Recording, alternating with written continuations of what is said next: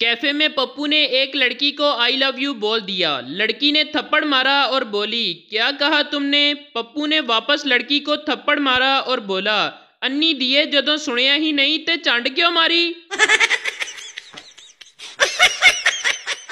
एक पठान का पेट खराब था तो पठान डॉक्टर के पास गया। डॉक्टर ने पठान को दवाई दी और कहा कि नरम ग़िज़ा का इस्तेमाल करो। पठान घर आया और छोटे भाई के 2 पैम्पर खा गया।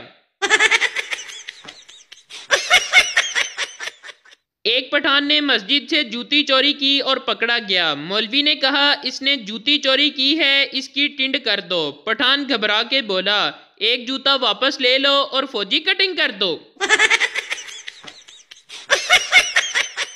एक पठान को फांसी की सजा हुई तो जज बोला, आपकी कोई आखिरी ख्वाहिश? पठान, जज साहब मेरी जगह तुसी लटक जाओ।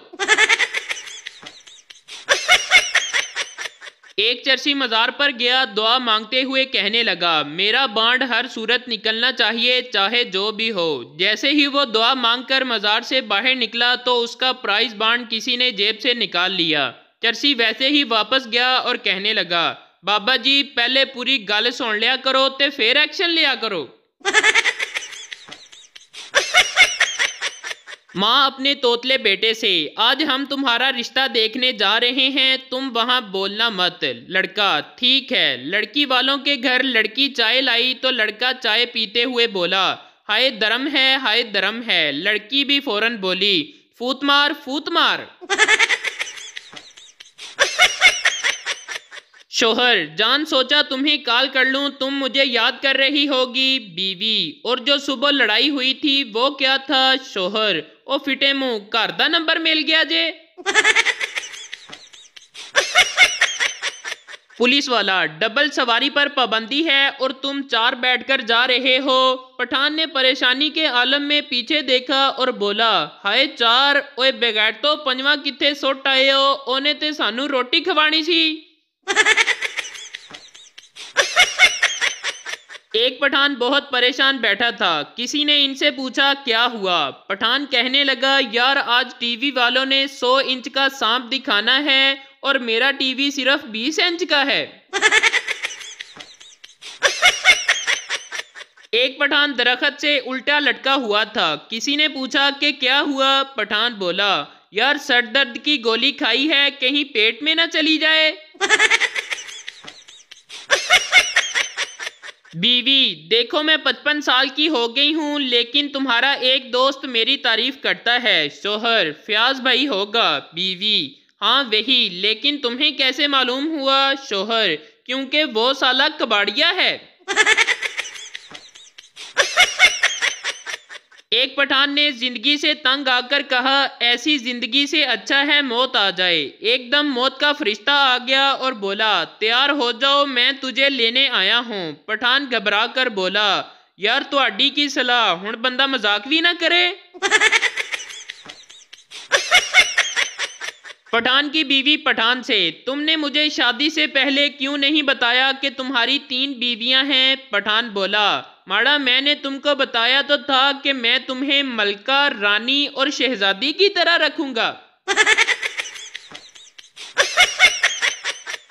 बीवी अपने शोहर से बोली, तुम मुझे ऐसी 2 बातें बोलो कि एक से मैं खुश हो जाऊं और दूसरी से मुझे गुस्सा आ जाए। शोहर बोला, जानू तुम मेरी जिंदगी हो और लानत है ऐसी जिंदगी पर।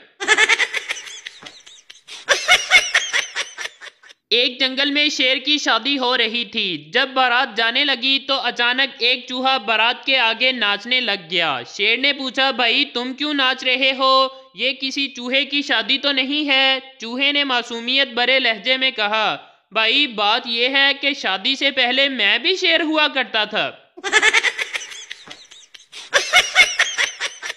हेलीकॉप्टर के नीचे 10 बलोच और एक पठान लटक रहे थे और हेलीकॉप्टर झोल रहा था। चनाचा पायलट ने ऐलान किया कि तुम में से किसी एक को कुर्बानी देनी होगी ताकि हेलीकॉप्टर पर वजन कम हो। ऐलान सुनकर सब बलोचों ने पठान की तरफ देखना शुरू कर दिया। पठान बोला, ठीक है, तुम लोग मेरे लिए तालियां बजाओ, मैं कुर्बानी देता हूँ। तालियां बजाते ही तमाम बलोच नीचे गिर गए। पठान मुस्कुराया और बोला, दिमाग नस्वार से चलता है, बड़ी शलवार से नहीं। एक दादा और दादी ने अपनी जवानी के दिनों को फिर से ताज़ा करने का सोचा। उन्होंने फैसला किया कि हम फिर से दरिया किनारे मिलेंगे। दादा तैयार होकर, बाल बनाकर, हाथ में फूल लेकर दरिया किनारे चला गया। ठंडी हवाओं में इंतज़ार करने लगा। बहुत इंतज़ार किया लेकिन दादी ना आई। दादा को बहुत गुस्सा आया। जब घर वापस आया तो दादी कुर्सी पर बैठी मुस्कुरा रही थी। दादा ने कहा, तुम आई क्यों नहीं? दादी बोली, यार अम्मी ने जाने ही नहीं दिया। एक पठान ने अपनी मंगनी तोड़ दी क्योंकि लड़की कनवारी थी। पठान ने सोचा, जो आज तक किसी की नहीं हुई वो मेरी क्या होगी। तीन पठान एक चारपाई पर सो रहे थे। तीनों को जगह कम पड़ रही थी। एक पठान उठकर नीचे लेट गया तो बाकी दो पठान बोले, वापस आजा यार, अब जगह खुली हो गई है।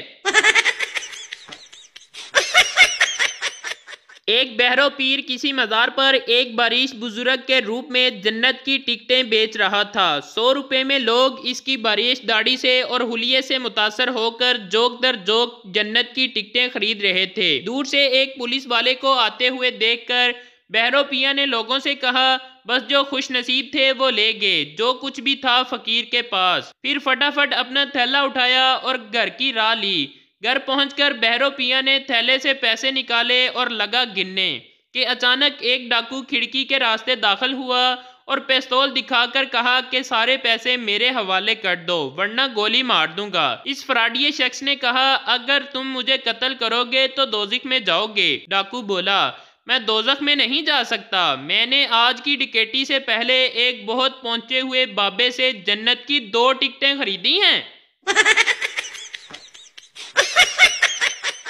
एक मौलवी के पास 2 तोते थे।